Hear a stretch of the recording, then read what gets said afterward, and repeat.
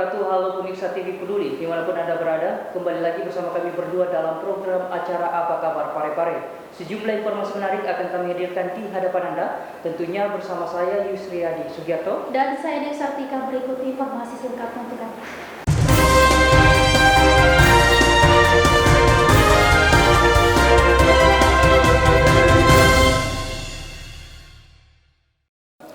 Kita ke berita pertama, pemirsa. Angka positif COVID-19 kian hari semakin merebak membuat pemerintah Parepare kembali berlakukan work from home dengan mengirim surat edaran ke berbagai instansi demi menekan kasus COVID di wilayah klaster perkantoran.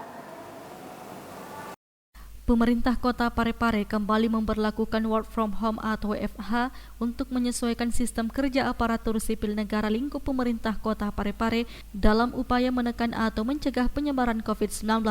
Hal ini tertuang dalam surat edaran Wali Kota Parepare nomor 060/070/ORG.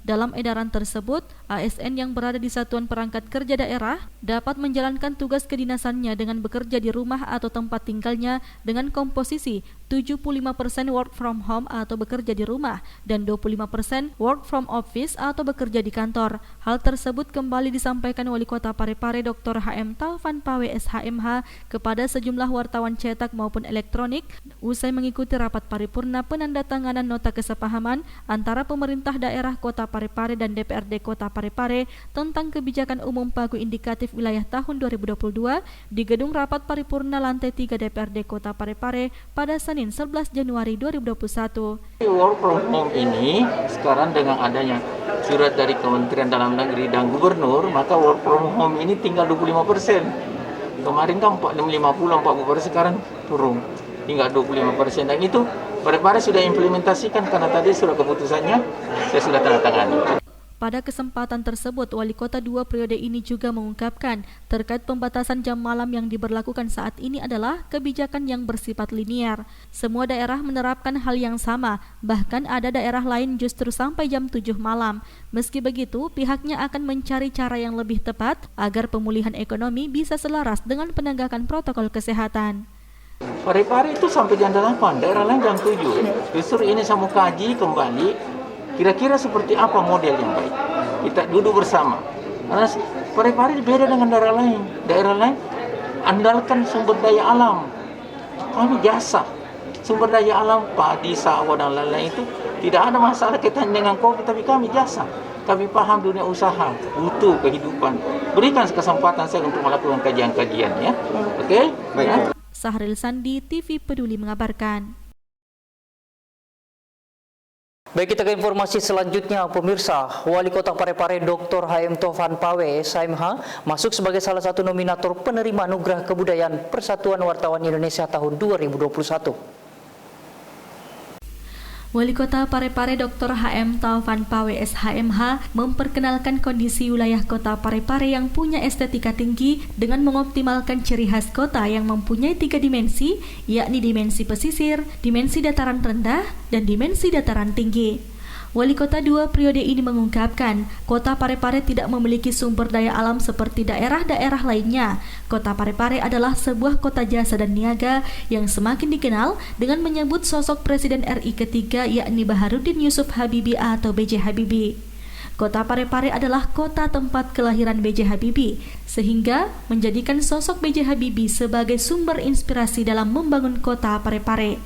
Sejak menjabat tahun 2013 hingga sekarang, banyak bangunan-bangunan monumental yang dibangun memakai nama Presiden RI ketiga B.J. Habibie, seperti Monumen Cinta Habibie Ainun, serta bangunan monumental lainnya. Hal tersebut disampaikan Wali Kota 2 periode ini saat mengikuti silaturahmi secara virtual bersama 9 kepala daerah lainnya yang lolos menjadi nominator penerima anugerah kebudayaan PWI Pusat di ruang kerjanya pada Senin 11 Januari 2021. Kota Parepare adalah kota kelahiran Bapak B.J. Habibie. Kota Parepare tidak mempunyai sumber daya alam, hanya kota jasa dan niaga. Pada kesempatan ini, izinkan saya, Parepare kami bangun dengan menjadikan Bapak B.J. Habibie sebagai sumber inspirasi membangun Kota Parepare. Sehingga sejak saya menjabat sebagai wali kota Parepare, sejak tahun 2013 sampai sekarang tahun ke-7, alhamdulillah tidak sedikit bangunan-bangunan monumental yang kami bangun. Di antaranya satu-satunya di dunia saya rasa adalah Monumen Cinta Sejati Habibie Ainun. Bapak Habibie sendiri yang meletakkan batu pertama dan membangunnya dan meresmikan. Demikian pula ada Balai Ainun. Kalau di mana-mana dikenal dengan Balai Kartini.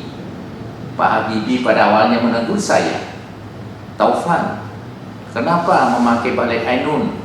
Di mana-mana dikenal dengan Balai Kartini. Waktu itu saya jawab, izin Pak, bukankah Ibu Ainun adalah Kartini modern? Wah, beliau tersenyum dan merestui. Setelah itu kami membangun rumah sakit Ainun Habibie, rumah sakit regional. Nah tentunya seperti ini kita bangun karena memang komitmen saya Pak, Bapak Ibu sekalian, menjadikan Parepare sebagai kota cinta sejati Habibie Ainun. Pada kesempatan tersebut juga dilakukan pengundian nomor urut di mana Wali Kota Parepare Dr. HM Taufan Pawe SHMH mendapat nomor urut 4. Baik, berikutnya untuk Bapak Wali Kota Parepare, undian dengan nomor 4. Oke.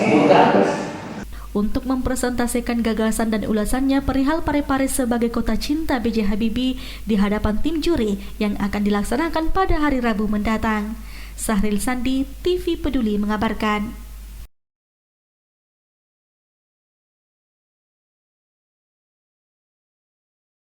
Rapat Kerja Nasional tentang Pembangunan Pertanian tahun 2021 secara Zoom meeting dilakukan di Rumah Jabatan Wakil Wali Kota dan dihadiri langsung Wakil Wali Kota Parepare Haji Pangerang Rahim. Wakil Wali Kota Parepare Haji Pangerang Rahim mengikuti Rapat Kerja Nasional atau Rakernas Pembangunan Pertanian tahun 2021 secara Zoom meeting di Rumah Jabatan Wakil Wali Kota Parepare, Jalan Ganggawa pada Senin 11 Januari 2021. Rapat Kerja Nasional atau Rakernas Pembangunan Pertanian tahun 2021 secara Zoom meeting tersebut mengusung tema memperkuat peran sektor pertanian dalam menopang pertumbuhan ekonomi di tengah pandemi COVID-19. Kegiatan yang dihadiri langsung Presiden RI Joko Widodo menyampaikan bahwa kondisi pangan dunia mengalami banyak kendala di situasi COVID-19. Jokowi juga mengatakan teknologi pertanian harus dimanfaatkan sebaik mungkin sehingga pokok produksi pertanian bisa bersaing dengan harga komoditas dari negara lain. Sementara Menteri Pertanian Syahrul Yassin Limpo menyampaikan memiliki arah kerja pertanian pada tahun 2021 yaitu maju, mandiri, dan modern. Sahril Sandi, TV Peduli mengabarkan. Pagu indikatif wilayah Kota Parepare tahun 2022 yang tertinggi diperoleh oleh Kecamatan Bacukiki Barat dengan pagu indikatif sebesar 2,21 miliar rupiah. Berikut informasinya untuk Anda. Kecamatan Bacukiki Barat Kota Parepare memperoleh pagu indikatif wilayah Kota Parepare tahun 2022 tertinggi di antara 3 kecamatan lainnya yang ada di Kota Parepare, di mana Kecamatan Bacukiki Barat memperoleh pagu indikatif sebesar 2,21 miliar rupiah lebih, disusul Kecamatan Soreang sebesar 1,98 miliar rupiah lebih. Kecamatan Bacukiki sebesar 1,92 miliar rupiah lebih dan Kecamatan Ujung sebesar 1,38 miliar rupiah lebih. Hal tersebut disampaikan Wali Kota Parepare Dr. HM Taufan Pawe SHMH pada rapat paripurna penandatanganan nota kesepahaman antara pemerintah daerah Kota Parepare dan DPRD Kota Parepare tentang kebijakan umum pagu indikatif wilayah tahun 2022 di Gedung Rapat Paripurna Lantai 3 DPRD Kota Parepare pada Senin 11 Januari 2021. Adapun indikator atau variabel penilaian besaran pagu indikatif wilayah per kecamatan, yakni besaran jumlah penduduk, luas wilayah, jumlah usaha mikro dan kecil, jumlah masyarakat miskin, jumlah kelompok tani dan nelayan, serta capaian penerimaan pajak bumi dan bangunan. Dan ada pun jumlah pagu indikatif wilayah yang disepakati bersama dan akan didistribusikan ke masing-masing kecamatan berdasarkan variabel atau indikator penilaian sebagai berikut. Untuk Kecamatan Soreang sebesar 1,98 miliar rupiah lebih. 1,38 miliar rupiah lebih. Untuk Kecamatan Batu Gigi sebesar 1,92 miliar rupiah. Dan untuk Kecamatan Batu Gigi Barat sebesar 2,21 miliar rupiah lebih. Selanjutnya, indikator atau variabel penilaian terdiri dari jumlah penduduk 25%, luas wilayah sebesar 15%, jumlah usaha mikro dan kecil sebesar 20%, jumlah masyarakat miskin sebesar 15%, jumlah kelompok tani dan nelayan selanjutnya 20%, dan capaian penerimaan pajak bumi dan bangunan sebesar 5%. Sahril Sandi, TV Peduli mengabarkan. Pemirsa, dengan tetap menerapkan protokol kesehatan, beberapa waktu lalu pengurus pimpinan cabang Masa Bakti 2020-2025 dan pimpinan anak cabang Masa Bakti 2020-2024 Fatayat NU Kota Parepare resmi dilantik di kantor cabang NU dan disaksikan Ketua PW Fatayat NU Provinsi Sulawesi Selatan. Pengurus pimpinan cabang atau PC Masa Bakti 2020-2025 dan pimpinan anak cabang atau PAC Masa Bakti 2020-2024 Fatayat NU Kota Parepare resmi dilantik oleh Ketua Pengurus Wilayah Fatayat NU Sulawesi Selatan pada Jumat 8 Januari 2021. Acara yang berlangsung terbatas dengan protokol kesehatan tersebut digelar di kantor cabang NU Kota Parepare yang dihadiri langsung Ketua Pengurus Wilayah Fatayat NU Provinsi Sulawesi Selatan Nurul Ulfa, Ketua Tanfiziah PCNU Kota Parepare Dr. Hannani, Ketua masing-masing Badan Otonom NU, dan para pengurus inti dari pimpinan cabang dan pimpinan anak cabang Fatayat NU Kota Parepare yang dilantik. Ketua PC Fatayat NU Kota Parepare Maryam mengatakan sedianya jumlah pengurus yang dilantik sebanyak 46 orang dari pimpinan cabang dan 120 orang dari pimpinan anak cabang dari 4 kecamatan. Namun karena kondisi pandemi COVID-19, jumlah undangan yang hadir terbatas hanya pengurus inti saja. Hari ini dari tanggal 8 Januari 2021 kita melaksanakan pelantikan pimpinan cabang Fatayat Adat Ulama dan 4 PAC dari masing-masing kecamatan. Kemudian acara ini berlangsung karena kita melaksanakan ketua beberapa pengurus yang ada di sini hanya mewakili pengurus inti dan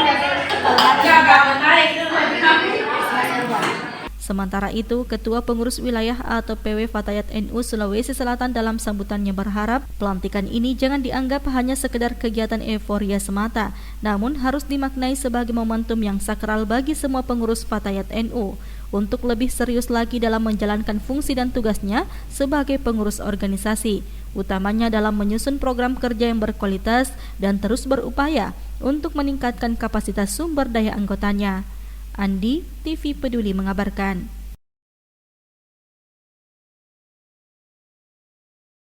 Baik, kita ke informasi selanjutnya, pemirsa. Untuk membentuk kader yang berkarakter dan berbudaya, pimpinan cabang Fatayat Nahdlatul Ulama Kota Parepare untuk masa bakti 2020-2024 menggelar latihan kader dasar angkatan ketiga tahun 2021. Pimpinan cabang Fatayat NU Kota Parepare masa bakti 2020-2024 menggelar latihan kader dasar atau LKD angkatan ketiga tahun 2021 yang digelar di kantor PCNU Kota Parepare selama 2 hari mulai Jumat hingga Sabtu tanggal 8 sampai dengan 9 Januari 2021. Kegiatan LKD tersebut dibuka secara resmi Ketua Tanfiziah PCNU Kota Parepare Dr. Hannani, dihadiri Ketua Pengurus Wilayah Fatayat NU Sulawesi Selatan, Ketua Pimpinan Cabang Fatayat NU Kota Parepare, serta hadir pula Ketua Pimpinan Cabang Fatayat NU Kabupaten Sidrap. Ketua Tanfiziah PCNU Kota Parepare dalam sambutannya berharap kader Fatayat NU Kota Parepare harus bisa menjadi inspirator terhadap sumber pengetahuan keislaman serta mampu membangun dan memberikan penguatan tentang kajian-kajian keislaman. Sementara itu, Ketua Pengurus Wilayah Fatayat NU Sulawesi Selatan Nurul Ulfa menjelaskan bahwa pelaksanaan latihan kader dasar ini merupakan bentuk penguatan kapasitas kader untuk membentuk kader Fatayat NU yang berkarakter dan berbudaya dalam bingkai Ahlus Sunnah wal Jamaah An-Nahdliyah. Baik. Jadi pengkaderan Fatayat itu adalah salah satu wujud dari selanjutnya Patayat, yaitu penguatan kapasitas kader. Jadi sahabat-sahabat yang ingin ada yang ngurus di Patayat wajib mengikuti pengkaderan. Istilahnya gini, tak kenal maka tak sayang. Gimana mau militan kalau tidak mengikuti pengkaderan?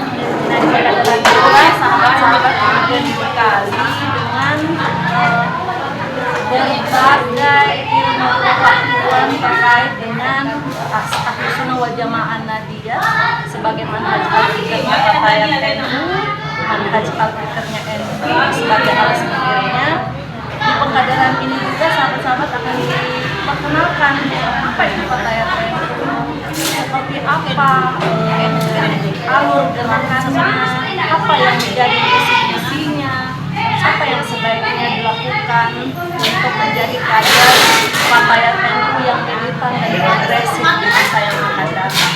Makanya pengkaderan ini diharapkan bisa memproduksi kader-kader yang militan bagi Patayat untuk golongan Kota Parepare. Nurul Ulfa juga berharap melalui LKD ini bisa melahirkan kader Fatayat NU yang mampu menjadi pionir dan garda terdepan dalam melahirkan regulasi-regulasi yang berpihak kepada perempuan dan anak. Kader Fatayat NU harus bisa melakukan proses advokasi dan edukasi kepada masyarakat untuk mengangkat harkat dan martabat kaum perempuan, sekaligus menghilangkan segala bentuk kekerasan baik kepada perempuan maupun anak khususnya di Kota Parepare. Andi, TV Peduli mengabarkan.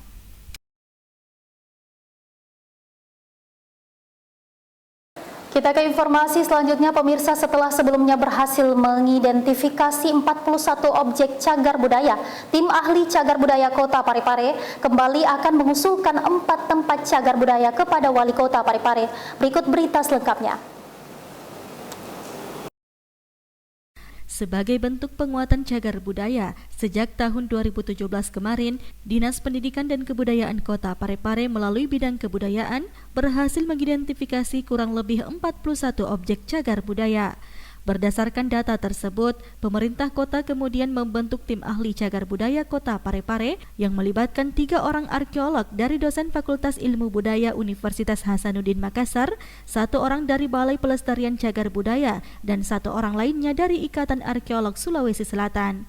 Berdasarkan rekomendasi dari tim ahli tersebut, terdapat 5 cagar budaya yang telah ditetapkan Wali Kota Parepare, di antaranya Rumah Jabatan Asisten Residen yang sekarang menjadi Rumah Jabatan Wakil Wali Kota Parepare, Makam Datula Cincing, Lapas Lama atau Rumah Tahanan Pertama, Kantor Pos Pertama, dan Gereja PIB Immanuel. Hal tersebut diungkapkan langsung Kepala Bidang Kebudayaan Dinas Pendidikan dan Kebudayaan Kota Parepare yang ditemui beberapa waktu lalu.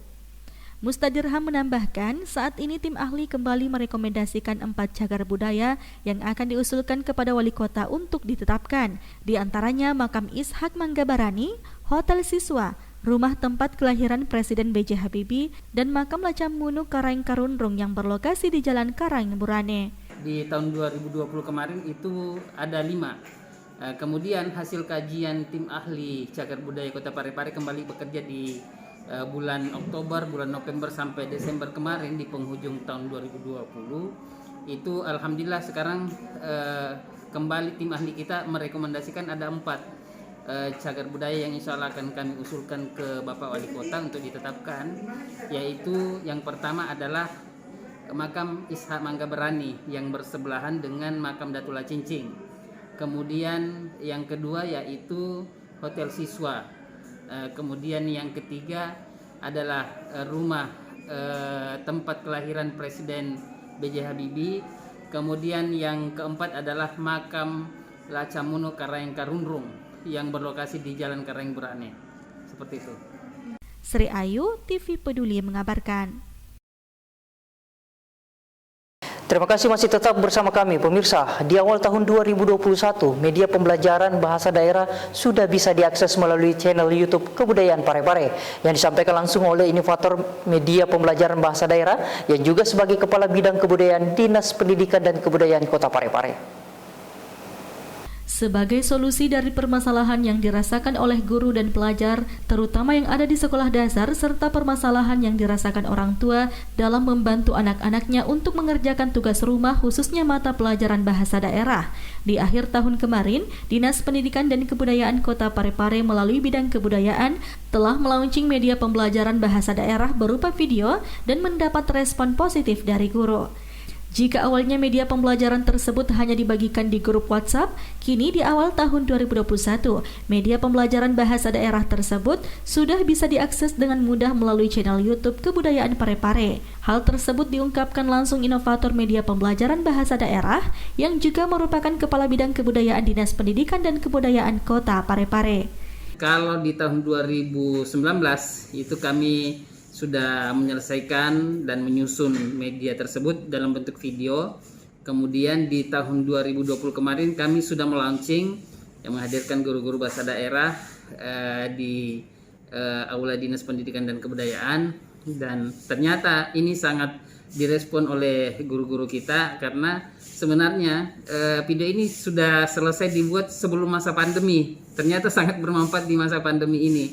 Kemudian di 2021 ini alhamdulillah kami juga sudah langsung menyiapkan dan langsung men-share di channel YouTube kami. Jadi video pembelajaran tersebut itu bisa langsung di-download melalui channel YouTube Kebudayaan Parepare, sehingga memudahkan nantinya orang tua siswa, guru dan siswa untuk mengambil video tersebut secara gratis di channel YouTube Kebudayaan Parepare. Dengan hadirnya media pembelajaran bahasa daerah ini, diharapkan dapat memudahkan para tenaga pendidik, khususnya guru bahasa daerah, pelajar, serta orang tua ke depannya. Sri Ayu, TV Peduli mengabarkan. Pemirsa, pelaku pencurian ikan cupang berhasil diringkus polisi usai adanya laporan dari korban. Polisi sigap menangkap 3 pelaku pencurian 100 ekor lebih ikan hias jenis cupang yang mengakibatkan korban mengalami kerugian sebesar 4 juta rupiah. Tergiur dengan harga ikan cupang yang kini cukup tinggi, 3 lelaki terpaksa diciduk polisi usai melakukan aksi pencurian ikan cupang di wilayah Polsek Ujung Polres Parepare. Dari keterangan polisi, pelaku masuk ke dalam pekarangan rumah korban dan mengambil ikan hias jenis cupang sebanyak kurang lebih 100 ekor, di mana ikan tersebut tersimpan di dalam 3 buah gabus styrofoam yang terletak di teras pekarangan samping rumah korban. Usai adanya laporan korban, ketiga pelaku berhasil ditangkap unit reskrim Polsek Ujung di Jalan Kijang, Kelurahan Labukang, Kecamatan Ujung, Kota Parepare. Diketahui kedua pelaku yang berprofesi sebagai karyawan swasta dan tukang ojek ini merupakan eksekutor dari kasus pencurian tersebut, dan usai ditindaklanjuti lebih dalam, polisi berhasil meringkus 1 pelaku yang berperan sebagai inisiator yang berprofesi sebagai penjual ikan cupang. Dari kasus pencurian itu, korban mengalami kerugian sebesar 4 juta rupiah. Ternyata betul ikan itu, ya ikannya yang korban itu yang dicuri. Kemudian kita interogasi lagi salah seorang saksi yang ditemukan yang bisa menceritakan bahwa ya betul ikan dari situ yang diambil, ikannya itu korban yang diambil pada malam itu. Ya, kalau pengakuan dari pelaku sendiri, di mana dia mendapatkan ikan itu, Komandan? Iya, setelah ditangkap salah satunya itu bahwa saya temani ke sana, ke rumah, di TKP maksudnya. Di TKP itu tempat pencurian di Jalan Lasimi. Saya bersama ke sana mengambil ikan pada malam itu. Namanya Tison, alias siapa namanya itu. Jadi kemudian dikembangkan akhirnya. Nah, ini yang mengaku yang penjual ikan di sana itu ternyata dialah yang mengatur semua, yang menyuruh yang 2 orang itu pergi mengambil ikan si pelapor ini. Ketiga pelaku kini digiring ke Polsek Ujung bersama barang bukti ikan cupang sebanyak 40 ekor guna proses hukum lebih lanjut. Erwin, TV Peduli mengabarkan. Kecelakaan lalu lintas yang menyebabkan sebuah mobil minibus terguling usai menabrak 3 mobil yang parkir di bahu jalan yang terjadi di Jalan Bau Masepe, Kelurahan Capagalung, Kecamatan Bajokiki Barat. Satu unit mobil minibus terguling di Jalan Bau Masepe, Kelurahan Capagalung, Kecamatan Bajokiki Barat, Kota Parepare, usai terlibat laka lantas dengan 3 mobil minibus lainnya yang sedang parkir di bahu jalan. Kendaraan minibus jenis Avanza dengan nomor polisi DD1080UI yang melaju dari arah Makassar dengan tujuan hendak ke Kabupaten Mamasa, Sulawesi Barat bersama 5 orang keluarganya terguling usai menabrak 3 mobil yang parkir di bahu jalan. Menurut supir, awal kecelakaan terjadi ketika dirinya kaget saat salah satu penumpang meneriakkan kata awas. Sontak mobil oleng, ia pun tidak mampu mengendalikan mobil tersebut dan langsung menabrak 3 mobil lainnya. Tadi kan tante berteriak toh, jadi saya bilang tante tidak tahu apa, aku lihat di depan, saya juga kaget langsung putar. Saya tidak bisa mengendalikan itu mobil, saya tidak tahu. Saya kira rem injak, ternyata gas. Ini Pak dari mana Pak, mau ke mana? Makassar mau ke Mamasa. Mamasa Pak. Iya. Ada berapa penumpang Pak? 5 orang. Iya. Kronologis kejadiannya itu mobil Avanza 1080 itu mengarah dari arah selatan ke utara, dari arah Makassar menuju ke Mamasa. Kemungkinan kecepatan tinggi. Nah, dia tidak bisa kendalikan mobilnya sehingga menabrak beberapa mobil. Mobil yang ditabrak ini Pak, mobil bergerak atau parkir? Mobil sementara parkir. Iya. Jadi tidak ada korban ya Pak? Iya, alhamdulillah tidak ada korban. Tidak ada korban jiwa dalam insiden ini dan para korban sempat diperiksa oleh petugas pelayanan kesehatan call center 112 Kota Parepare. Untuk menghindari kemacetan akibat insiden tersebut, petugas dari Satlantas Polres Parepare bersama pemadam kebakaran dan penyelamatan Kota Parepare membantu mengevakuasi mobil yang terguling di badan jalan. Erwin, TV Peduli mengabarkan.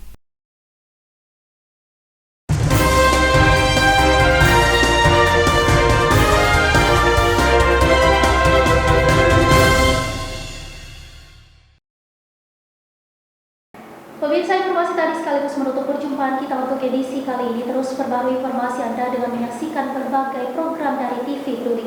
Saya Dewi Sartika. Dan saya Yusriadi Sugiarto, mewakili seluruh kerabat kerja yang bertugas pamit undur diri. Wassalamualaikum dan sampai jumpa.